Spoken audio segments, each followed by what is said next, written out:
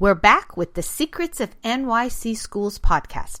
I'm Alina Adams, author of Getting into NYC Kindergarten and Getting into NYC High School. Both books available on Amazon and barnesandnoble.com. We have a lot of news this week, including a brand new dual language program opening on the Upper West Side, citywide high school applications, and the very latest on kindergarten gifted and talented programs. Today's podcast is brought to you by School Plus, a Manhattan enrichment program which offers kids of all ages Russian language, early logic gifted and talented test prep in Russian, and advanced placement in Russian prep. For more information, visit them at www.school-plus.com/Manhattan. If your child is currently in 8th grade in a public middle school, they should have received their high school application last week. This application is due back on December 1st, and it's the one you rank your top 12 public high school choices on, including screen schools, limited screen schools, ed-opt schools, CTE schools, and most of the art and audition schools. The one art and audition school you do not list on that form is LaGuardia. That has its own separate application process. You also do not list the schools that require the SHSAT test on this high school form. If you're applying to Stuyvesant, Bronx Science, Brooklyn Tech, Brooklyn Latin, the High School for Math, Science, and Engineering at City College, the High School for American Studies at Lehman College, Queens High School for Sciences, or Staten Island Tech, you will rank those schools on the form you fill out the day you take the Specialized High School Admissions Test, the SHSAT. In my book, Getting into NYC High School, I explain the optimal method for ranking your choices to raise your odds of getting into your first choice school. And this is important. The citywide high school forms are due back on December 1st, but the last day to sign up for both the SHSAT and your LaGuardia edition is this Thursday, October 13th. So if you haven't done it yet, go to your guidance counselor immediately and get that taken care of. Another thing you should be doing immediately if you haven't done it yet is prepare for the SHSAT. While most people recommend starting to study a year, if not more, before the test date, there are still some things you can do at the last minute. On my website, www.nycschoolsecrets.com, go to podcasts and listen to episode number 20, where we spoke with Francis Queller of Queller Test Prep about the best way to get ready when you only have a short time left. Meanwhile, the Department of Education has released their Gifted and Talented Handbooks for children born in 2012, 2011, 2010, and 2009. That means those getting into kindergarten, 1st, 2nd, and 3rd grade in 2017. Remember, in NYC, no one is gifted or talented past the 3rd grade. What the Department of Ed has not released are the request for testing forms where you actually sign your kids up to take the qualifying test. Last month, they promised those forms would be available in, quote, mid-October, end quote. By my count, mid-October is exactly this weekend, so we'll see how the DOE does with meeting their own deadlines. Even though they don't have a hard date for releasing those testing forms, they do have a hard date for when those forms are due, November 14th. However, in past years, the DOE has consistently missed their own deadline and extended the cutoff. We'll see what happens this year. For an explanation of how NYC Gifted and Talented programs select their students, the difference between citywide accelerated and district enriched programs, and your child's odds of getting into either one, hint, they are not in your favor, go to www.nycschoolsecrets.com, click on podcasts, and listen to episode number 4. For tips on how to prep your child for the test from experts in the field, listen to podcasts number 5 and number 19. And for the difference between public and private gifted schools, listen to podcast number 8. Finally, to make sure you don't miss any upcoming podcasts about the latest G&T and all NYC school news, make sure you sign up for the NYC School Secrets mailing list. The link is on the homepage of www.nycschoolsecrets.com.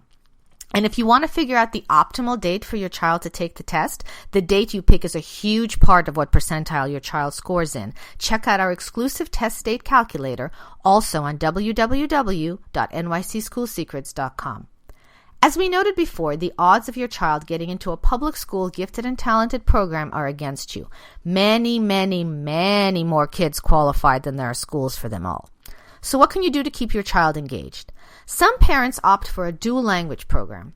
In a dual language program, the standard general ed elementary school curriculum is taught 50% in English and 50% in a second language. The majority of these programs are English and Spanish, but there are also English and French programs, English and Mandarin, English and Japanese, English and Korean, English and Polish, and lots more. My book, Getting into NYC Kindergarten, has a list of them that you can browse. To hear from a dad who had 2 kids in a dual language program, it worked very well for his daughter, not well at all for his son. Listen to podcast number 13. He explains why and what parents should be on the lookout for when considering a dual language program for their kids. When we come back, there's a brand new dual language program coming to the Upper West Side of Manhattan, and it's in Russian. We'll hear from a mom who spearheaded the effort to make it happen and get the inside scoop on where, when, what, and how you can sign up. School Plus, a Manhattan-Richmond program, offers kids of all ages Russian language, early logic gifted, and talented test prep in Russian, advanced placement Russian prep, as well as math curriculum based on the best American Russian Singapore teaching methods. Free placement test and trial sessions available. Visit us as www.school-plus.com/Manhattan for details. We're back, and I guess we can say the Russians are coming. After many years of extremely diligent work by some very determined parents, Manhattan is finally getting a dual-language Russian program. There already is one in the area of Brighton Beach, Brooklyn. I talked to Olga Ilyushenko about where it will be, what it will be, and how you can apply. Listen in. Hello, Ola, and welcome to NYC School Secrets. Thank you so much for being with us today. Thank you for having me and for offering to do this. You have worked so long and so hard to get this Russian dual language program off the ground. Tell us, when is it going to start? It will commence in the fall next year, 2017. And where will it be? It will be at PS 145, located at 105th Street, I believe, between Amsterdam and Columbus Avenues. And what grades will it be serving? We are aiming to start with 2 consecutive grades, Russian dual language pre-K and K. And what can you tell us about what the program will be like in general? It's still in discussion. We have 2 options, obviously. Either one teacher performs half day in English and then half day in Russian. It's one model. And the second model, we have 2 different teachers, and they rotate one full day in English, and then next they will be fully in Russian. Will you be following the general ed curriculum that all of the public schools follow, or will there be enrichment based on the Russian model? We will be following DOE regular curriculum, but we are planning and anticipating to add something on top of it, especially in math and whatnot. But it will be decided closely with the principal and whether we have that freedom to do that. She will advise us on that. Now, how can parents apply to this program? It's a regular way. You apply the regular way as you always to kindergarten or pre-K, and you list PS 145 as your favorite or number 1 school. Now, will it you gives be you more listing chances. the program separately? Because for a lot of dual language programs, there's usually a separate code for the dual language program within the school and then the school itself. I think there is like a drop-off menu. If I remember correctly, it says whether they just want to apply to that school or to that school with that for that program. If I recall correctly, applying for my kids. So I would imagine there will be a drop-down menu to choose Russian dual language program. Right, so parents can specify that they're applying to the dual language Absolutely. program in general. Yeah. Now, will this just be limited to kids who are within the PS 145 zone? No, we actually managed to have worldwide program. Obviously, the priority remains the same zone, kids zone to that school, kids who live in District 3, and then all kids who want to apply to that specific program in a neighboring district. Now, usually for dual language programs, the goal is to have 50% of the children be native English speakers and 50% of the children be native speakers of the other language. If your child is a native Russian speaker, will they have priority for getting into this program? I believe so. I believe so, because the dual language program is always established for learners, those who need to learn English, and it will be, of course, based on the kids who primarily speak Russian, and then we will be offering 50% seats to kids who speak English or other languages and would like to learn Russian. Now, where can interested families go to get more information, both about the program itself and about how to apply? The best way, I guess, is to fill out the Google form for Russian dual language program. Where is this Google form? Where can they find this Google form?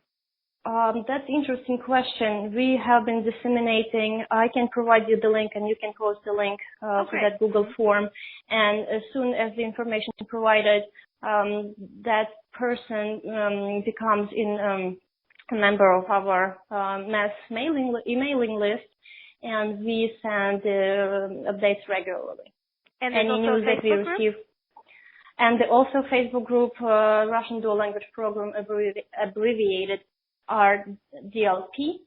The updates are sent there as well. So if parents would like to join the group, they are welcome, and they will see and can track everything down. Now, you have been working on this very hard, and you've had a core group of dedicated parents. What if there are other parents now who are hearing about the program for the first time and would like to get involved and would like to help you get it going? What can they do? What can they do?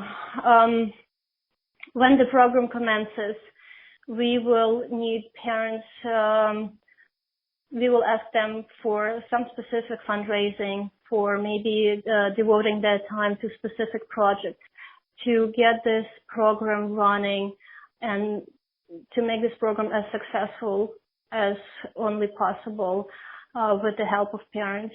Maybe concerts. We have so many so many beautiful musicians among parents.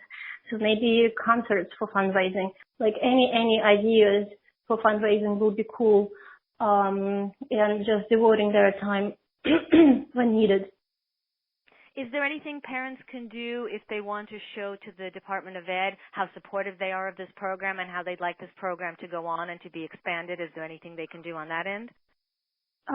They could call DOE, of course. I believe Milady Bias's office and Yalitza Fernandez Lopez, and leave messages to probably just remind about us. But I guess we are past that point because we have been promised the funds. Chancellor Farinya had stated on one of her town halls that she allocated the funds, and we have the schools of the program will open in 2017. They have reassurance from Superintendent Eileen Schultz that the program will open in 2017. etc., etc. So I guess we have that point where parents need to do something like a petition or that sort. But we definitely want to hear about grants, whether we received it, whether it's state-supported program, and yes, we need that information. So thank you so much for taking the time to speak with us today. Thank you for giving us information on how to apply, and we wish you all the best, and we'll be following your efforts. Thank you, and you're welcome. It was a pleasure. I hope many parents will join our efforts, and we'll get it off the ground.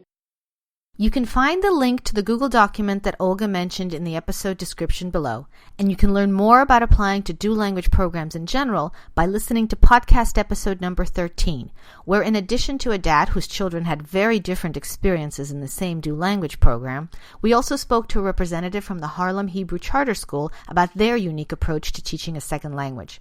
Thank you for joining us today. I'm Alina Adams, author of Getting into NYC Kindergarten and Getting into NYC High School, available on Amazon and BarnesandNoble.com. To make sure you never miss an episode, subscribe to our mailing list at www.nycschoolsecrets.com right on the home page. We'll see you next week.